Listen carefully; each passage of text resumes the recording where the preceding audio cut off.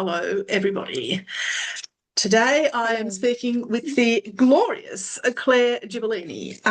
Hello, Claire. Hello, lovely to see you again. It is, it is. Um, Claire is the recipient of the 2025 award for change making in the National Awards for Disability Leadership. Congratulations, indeed. Thank you. Thank you. I was actually quite, I live in Western Australia, so I got woken up the morning of the release with all these phone calls from friends. I was like, what are you talking about? I'm not awake yet. It was such a shock and such a lovely surprise. Oh, fantastic. Oh, let me tell you a bit about Claire, everybody. Claire was the co-chair amongst the many and numerous things that Claire does for community. Claire was the co-chair of the Oversight Council for Australia's first national autism strategy. Her work is distinguished by her leadership in climate change, disaster preparedness, and gender equality.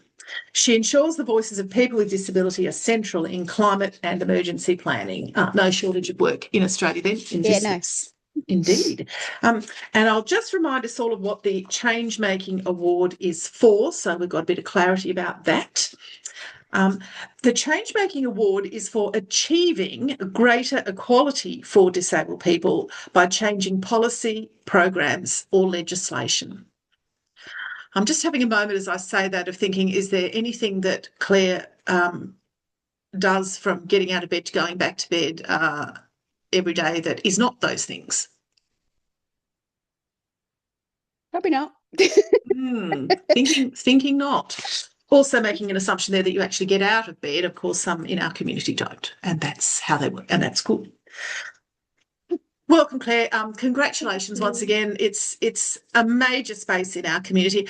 I'll also recognise that Claire's a co-recipient in 2025 for this award.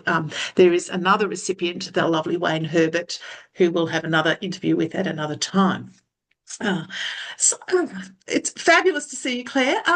What got you into doing the stuff that you're doing? I mean, you're doing all this disaster preparedness work, but now you're also doing an enormous amount of work, like the National Autism Strategy work, which happened over the last couple of years. But you're also doing an enormous amount of other work still in the government interface space with national policy and Yeah. NDIS, but and the advisory council. Are you on that these The days? evidence advisory. Just Yep. because you haven't got enough to do, you need more. Yeah, why are you doing all of this? Why is making change your gig? Oh, look, I I've got a very strong sense of social justice and I'm very curious. And I also think I've been quite lucky on my journey to have found myself in spaces, maybe the right time or talking to the right people, learning from the right people, learning from some really great leaders that we have in our community. I people often ask me this question, how did you get into this? Because, especially when you have young advocates wanting to come into this, and I'm like, oh, kind of by accident.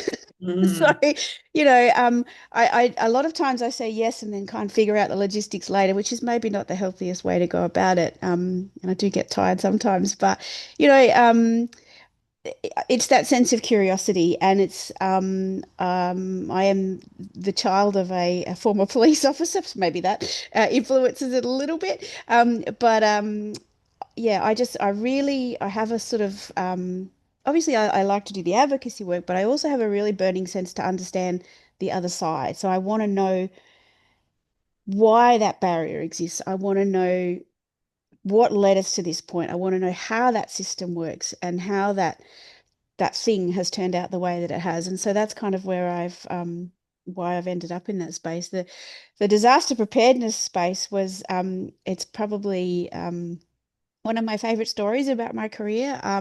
I was very fortunate to accompany the wonderful Kelly Cox to the UN Conference of State Parties in 22.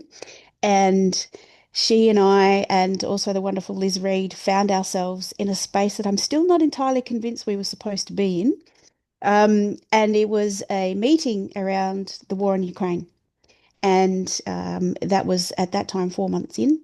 And we were hearing, sort of sat up the back of the room and was listening in, and we were listening to all of these, not great stories about what was happening for folk with disability in that at that time emerging situation.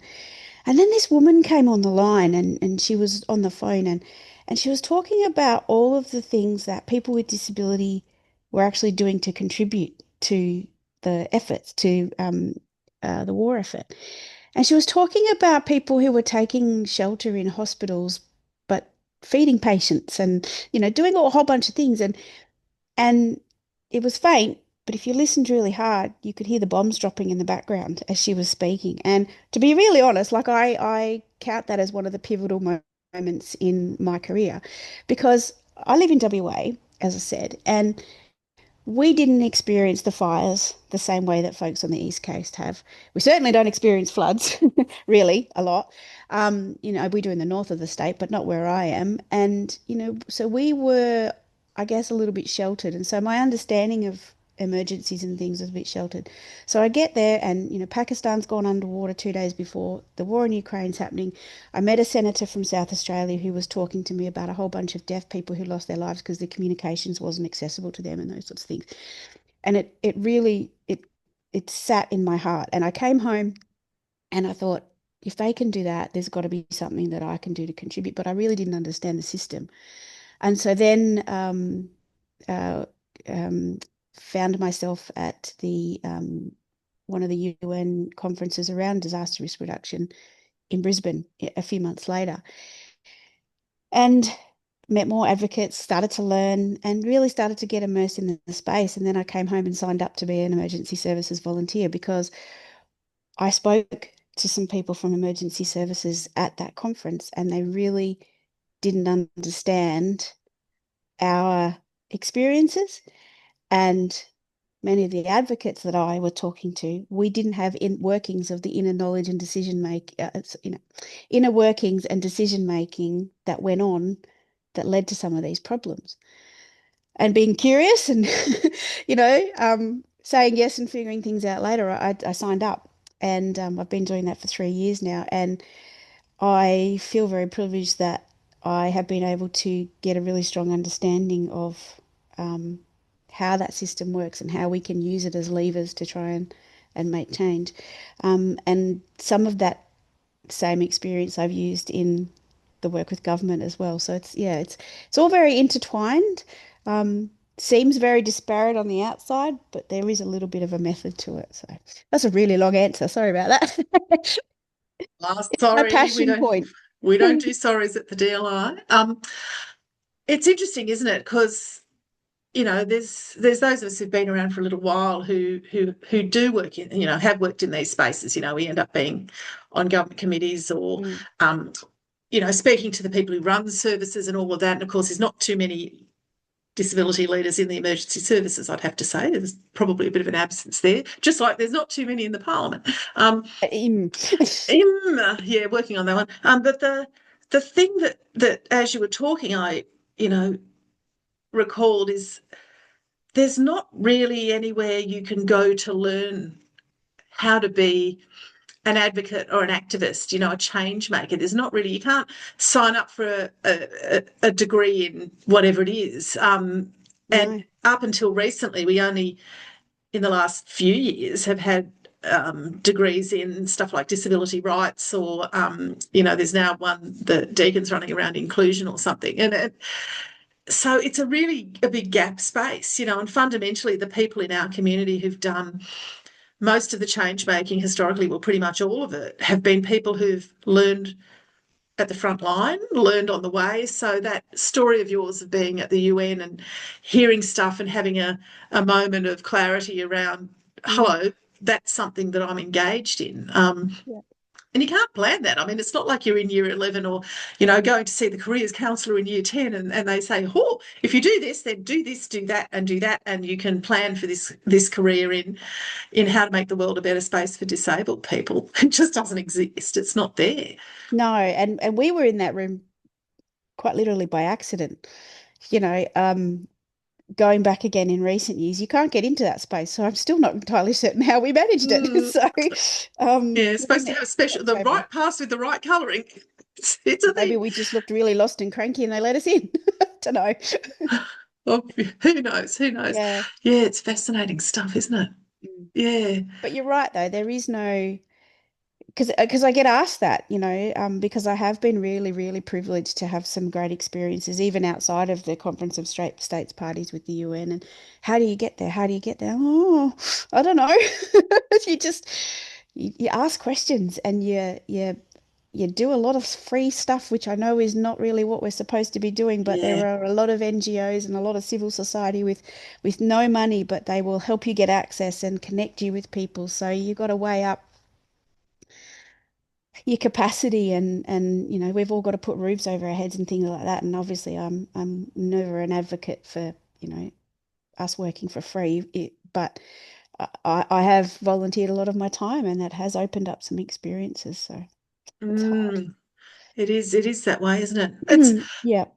I think there's something as well. I haven't really talked to anybody else about this stuff in these interviews, but the something particularly about the kind of work you do and the positions that you've ended up being in Mm, is when I start to talk to people about networks and how important it is. It's to me a core leadership skill yeah. is the ability to network or to use our networks to understand how they can be. I was going to use the word manipulated, but I won't. How they can be um, How you can collaborate with them. yes, how we can use them as springboards. Yeah. Hello, I'll just do that reframing to actually take advantage of opportunities when they're there because none of us who've ever done any of this work have been sitting at home on the couch as we both are today, and suddenly somebody rings up and says, "Oh, will you do this, Mm, Claire? Will you do this, Christina?" It's actually you are generally involved or engaged, as you've mentioned, organisations, or you're actually already in one space and you mention the importance of another space, and so that connects some dots. It's that stuff which is the networking space. yeah. I think you're really right. I mean, and there's also, I think, something that I was having a conversation with a bit of someone who's a mentor to me is early this oh probably about 12 months ago. um it's that difference around advocacy and activism as well. Like there are times when we really have to be activists and we really have to be, but there's also times when advocacy, which is there is a difference and Mm, there's a time for both.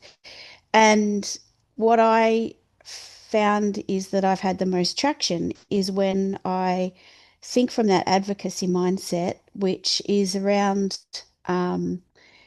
you as the individual that I'm talking to that works within the system that I want to see change. What are your barriers and how can I help you to navigate those barriers? And, like let's work towards a solution together, sort of thing.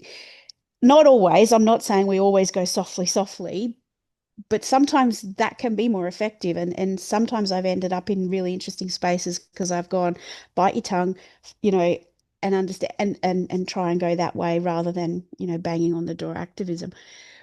I think it's also something that I have seen is, um, I'm not suggesting everybody who works in systems is altruistic and, has the right idea and wants to do the right thing. But within every system, there are champions who do because of their own lived experience or their loved ones or whoever. Um, and often they take on some of this stuff in an unpaid on top of their other role capacities as well. So yeah, those are where I feel like I've had the most success. And I don't think you can, I don't know how you would teach something like that. It's just yeah, I don't no, know. no, it's a lot of it's just running on instinct in some Yeah, ways. Yeah, yeah, yeah. yeah, yeah. What have you been working on recently? What's the stuff that's been happening? Well, for me, honestly, recently, I mean, the emergency stuff is ongoing. Here in WA, I've been trying to advocate for inclusion of people with disability on our state emergency management committee Mm. or involvement with them in some way. Um, um, yeah, just it is the high fire season here, so quite on. Actually, I've been on the end of a hose. So. Um, Also supporting some of my colleagues internationally around better inclusion, how they can advocate for better inclusion in those spaces in their own countries, COP and climate change and all those sorts of things. Mm. But there's also a bit of an emerging thing around rights rollbacks, and I also belong to the LGBTQIA plus community, and the I guess, quite erasure of queer folk in government, but also the civil society movement.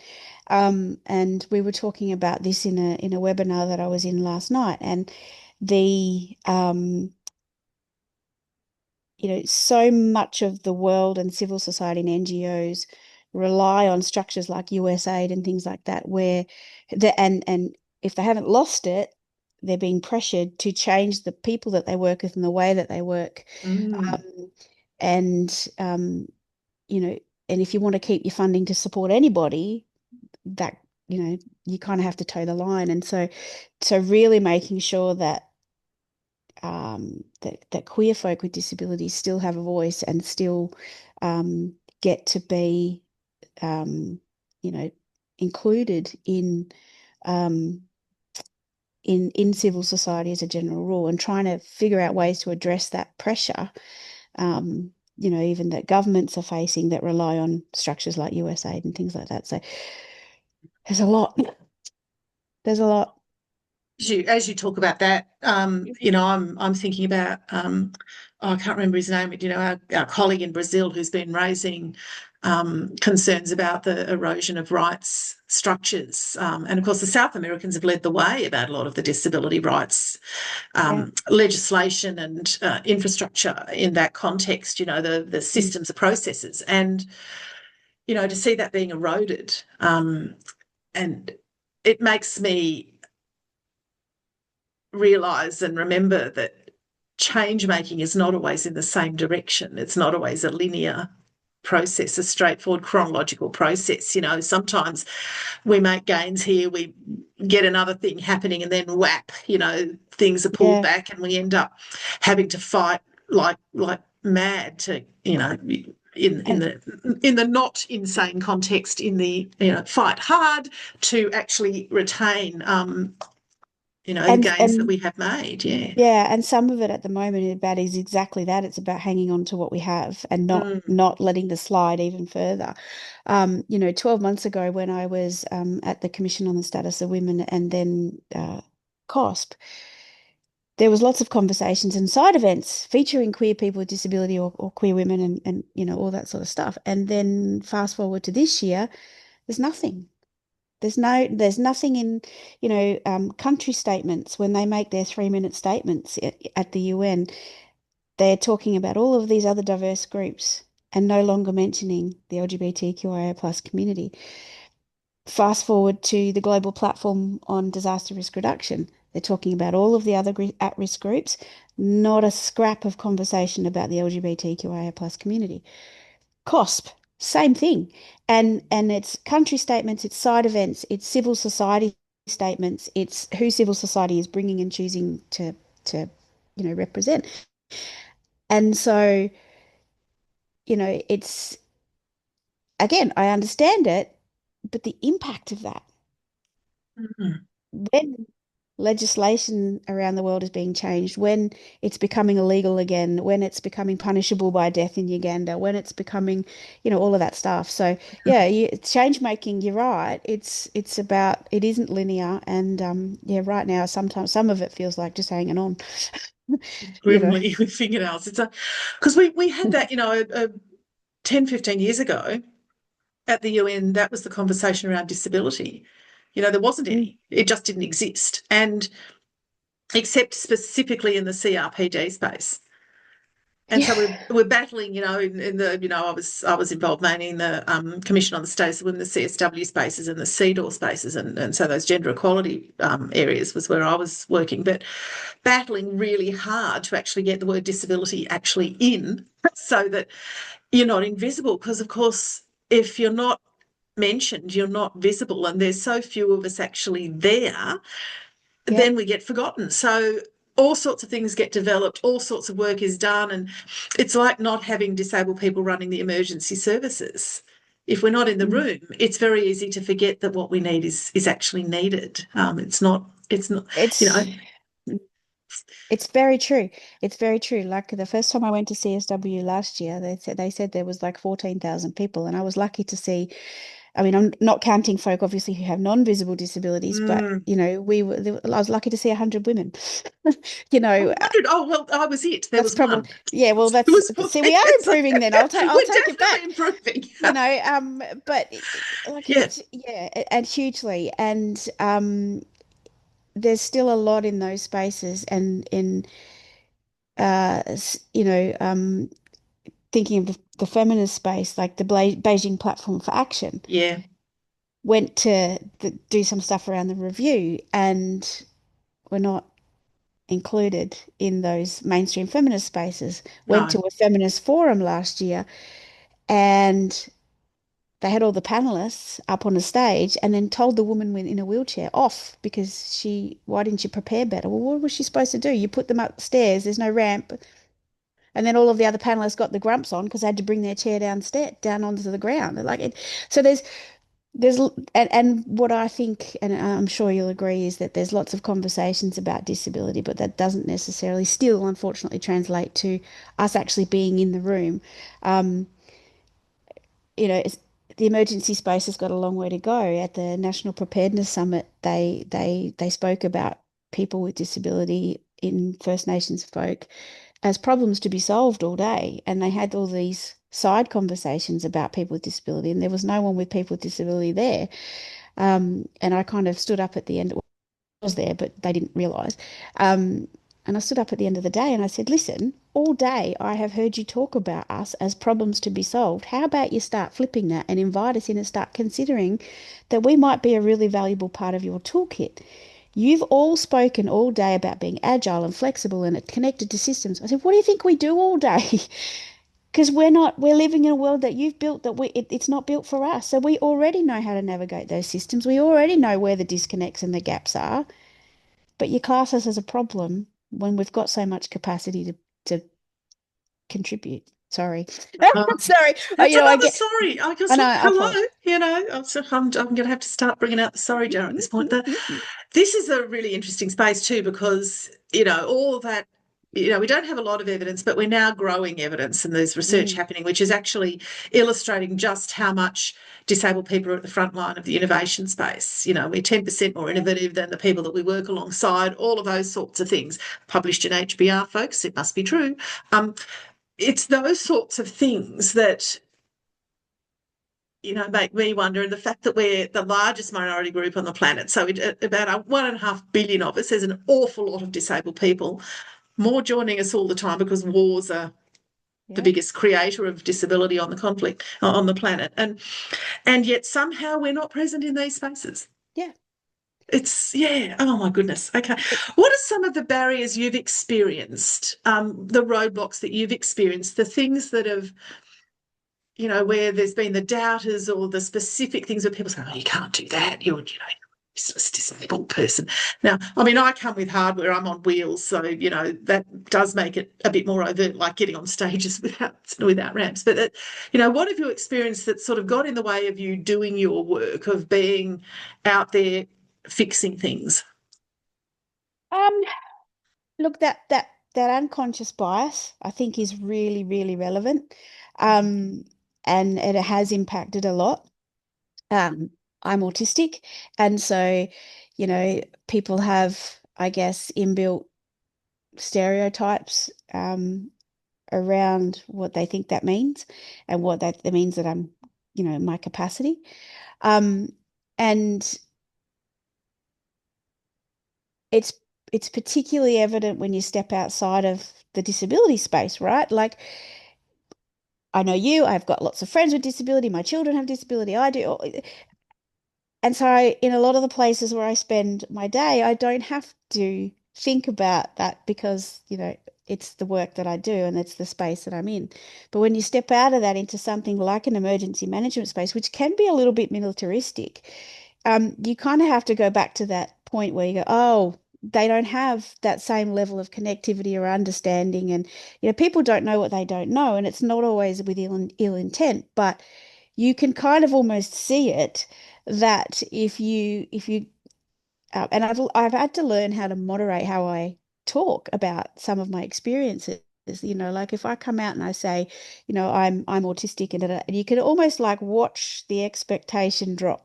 Uh, But if I come out and say, I'm a volunteer firefighter. I, do all of this community preparedness work and I'm an advocate.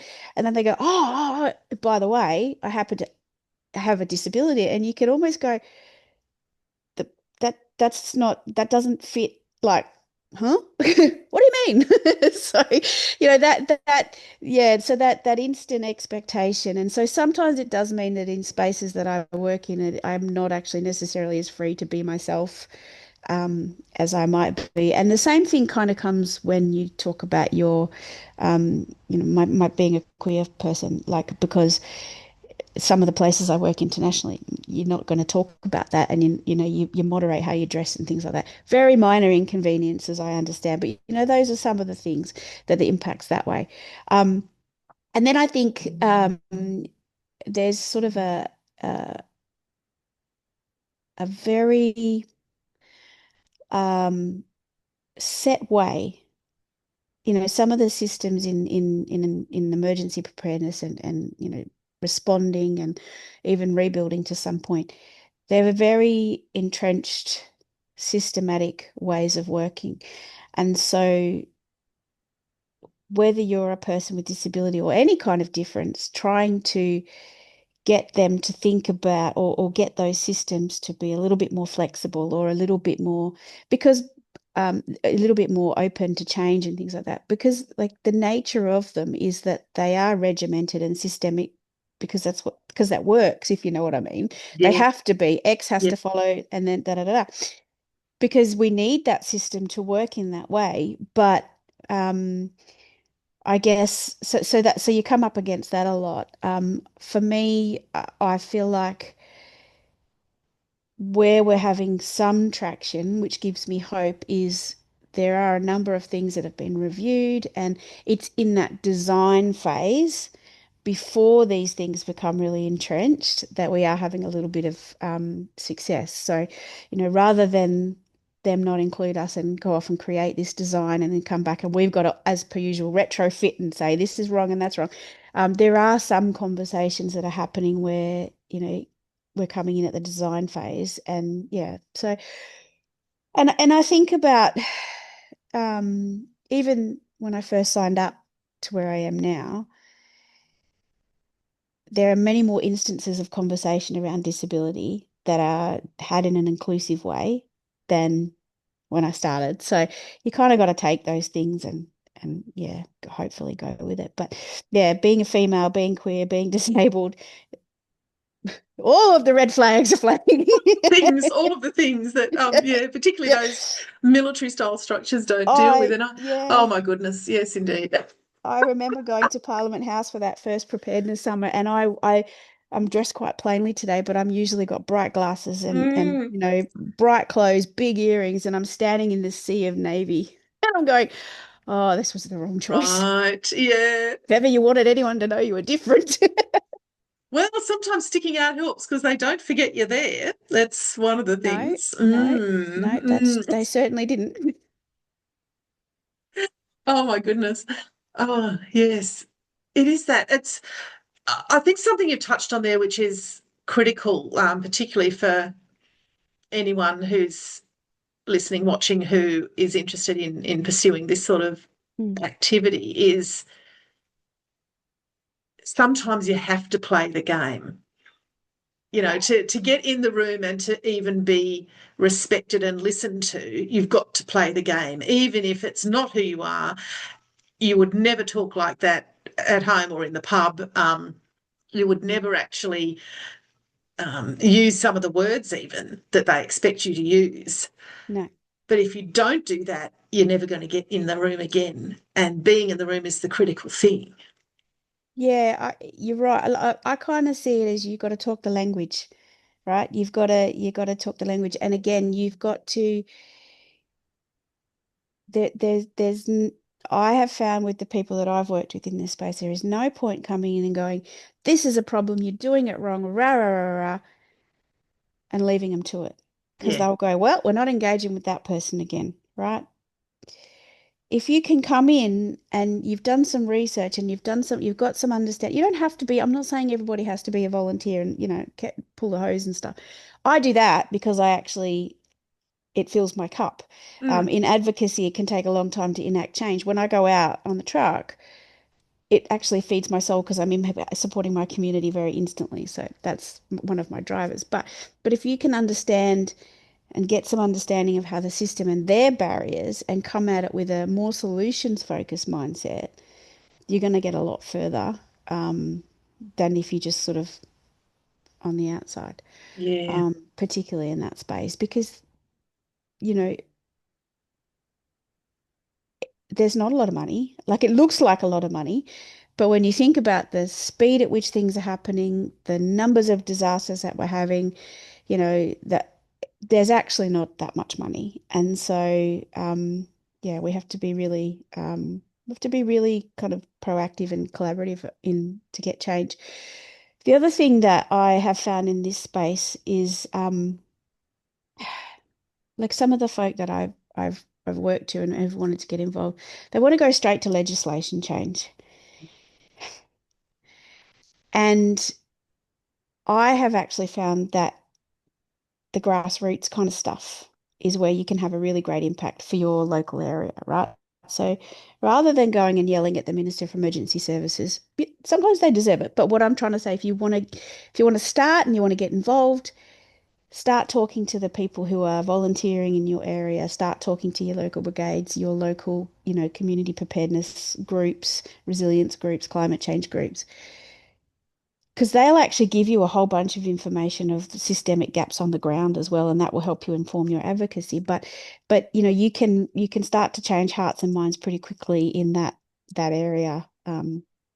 Yeah, I've probably some of my most favorite conversations around change have been with my brigade members as we're driving along. Yeah, it's a really good message and a reminder, I think, that, often the people on the front line, whatever field it is you're in, are the ones who, they can change the way they're operating there. They don't have to have a Mm, bureaucracy telling them to do it. And in fact, if the bureaucracy tells them to do it or the minister tells them to do they it, don't listen. they're not going to do it. They get really annoyed. So it's a thing. What difference do you think winning this, receiving this award will make, if it makes any difference at all to your work? It makes a huge difference. I have to tell you, like it's been a difficult period in reform. It's been a difficult period, Mm, like domestically, NDIS and outside of NDIS. It's been a really difficult period in terms of, some of the rights a rollback and, those sorts of spaces. It's been a difficult time in thinking about climate and, emergencies, all those sorts of things. So it's very easy to slip into I'm not making a difference. Why am I bothering? Why am I waking up for this meeting at 6 o'clock in the morning and then having that meeting at 11 o'clock at night and, traveling and doing all of the things that I do away from my family, all that. And so for me, it was just a really beautiful, you're on the right path. You are having an impact. I'm typically not comfortable in media. I'm not doing it because I have any desire to be the person. mm. My drive, and I mean this with this is not just a talking soundbite. My drive is to make sure that there's more of our voices. Um, and so it came at an opportunity where I was flagging a bit, got really sick, probably was a bit burnt out. Haven't had a holiday for a very long time that wasn't a day tacked on to a work trip. And so, yeah, it was, so to me personally, it was just that beautiful thanks, you're doing Yeah. okay. And what it also did was opened up some conversations. And, yeah, I opened up, opened up some conversations with people that I actually hadn't been able to get a hold of. So, That's useful. That's yeah. very useful. Oh Yeah, my yeah, goodness. it was fantastic. It was fantastic. Uh, I was introduced to someone in emergency services as the recipient of the award, and they went, "Oh," um, and started to have that conversation. So sometimes perception's really important, right? oh yes. Well, it's interesting. That's yeah. Acknowledgement is sometimes equals status, and that's useful. It can be if it's useful, run with it. Metaphorically speaking, of course, for people who do running, yeah. I look as you say that as well. I think that that is an acknowledgement. It's not the first time I've had that conversation with somebody where, for many of us in the public domain, that's not something we've sought. It's not a choice, and it's not something that you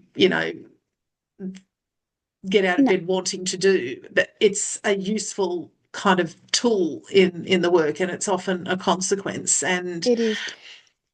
Yeah, and yeah. I think we have to name it too that sometimes as a sector we're not particularly kind to each other. And,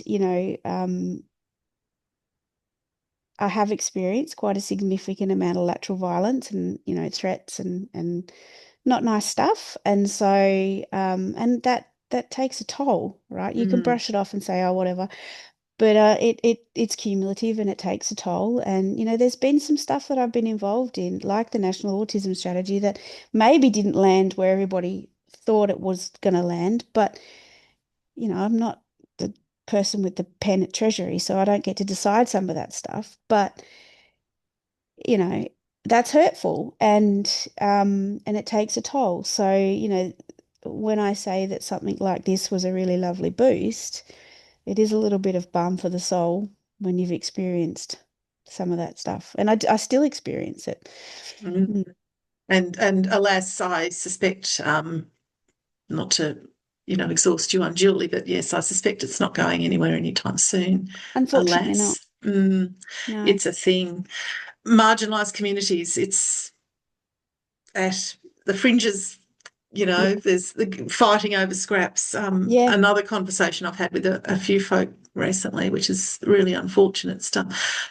What's 2026 holding in store for the fabulous Clare Gibellini?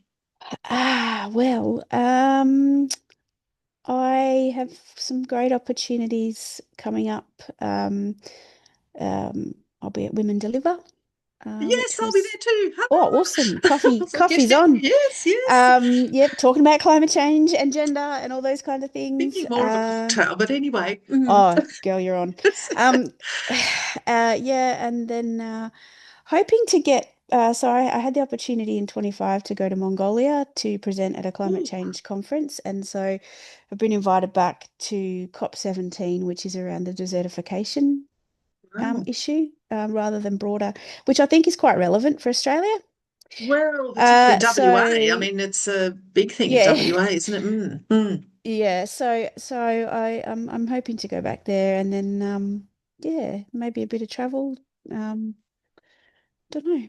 We'll see. Wow. Maybe slightly quieter life. So I, She I, says.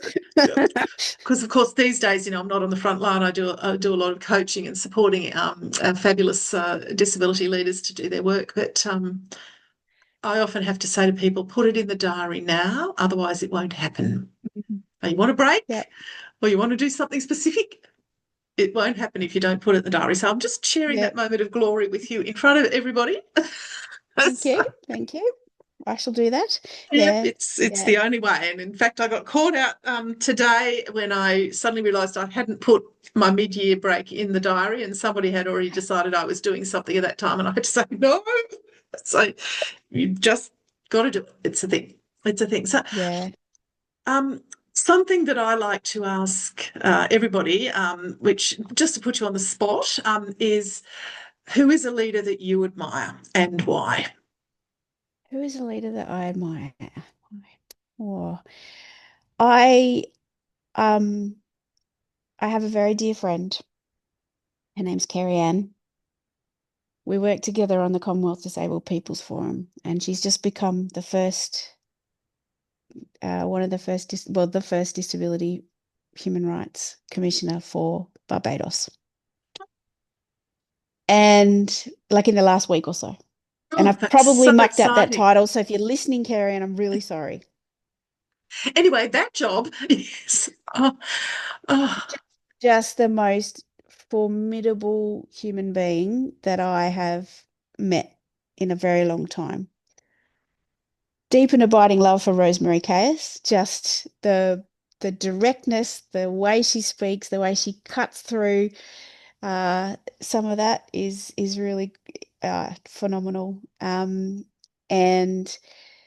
yeah, so I think and probably on a more local, uh, unrelated to the work, is a dear friend of mine called Victoria Gottlieb, who I met through the autism strategy, and she's doing some wonderful quiet work making change in the Northern Territory and just has this most beautiful, gentle, wonderful soul. So, those three women are, uh, yeah. fantastic. Oh, look, I've got a Fantastic. long list. That's a whole nother podcast. But and and like leaders like yourself and Yen and Margarita Copolino, like So many, so many. so Yeah. many great things. Yeah. And I think what we're not really great at doing is, um, we've always talking about emerging leaders, and we're always talking about, and I don't think we support in an ongoing way our established leaders like yourself. So, Mm. um, and I think sometimes we get stuck in the conversation of how bad things are now, and we don't think about like the conversation we had about CSW, 1 versus 100, and we don't think, and so I think. And I think those conversations are really good when the hard stuff's really kicking off. Every time I get despondent, about things like education, I think about when I went to school, there was no kids with disabilities. I didn't know about myself back then. But then when my two kids in their 20s went to school, yeah, they were there. There might have been an ed support. My 12-year-old, who's in year eight, nearly, um, is got, loads of kids in his class. And it's so, but when you're in the moment, it's really, and so I think what we need to do is get better at as celebrating our established leaders as well. Oh, beautifully said. And hello, welcome to the Disability Leadership That's Institute. why I like what you do. Let's go. I've been a member for a couple of years now, Come so on it's down. really good. Absolutely. It's a thing. Yeah. It's a thing. Oh, we are out of time, Claire. This, oh, such a shame. Anyway, the world does this too as time is Yeah, a human construct, but it's still a thing. It's still a thing. Look, it is. It is. congratulations once again on being Thank the you. 2025 recipient of the Change Making Award Thank in you the so National much. Awards for Disability Leadership. Yeah, thank you so much. And thanks for all the great work that you and DLI do. Back Like I at you, said, honey. fed my soul when I really needed it. Great stuff. Oh, fantastic.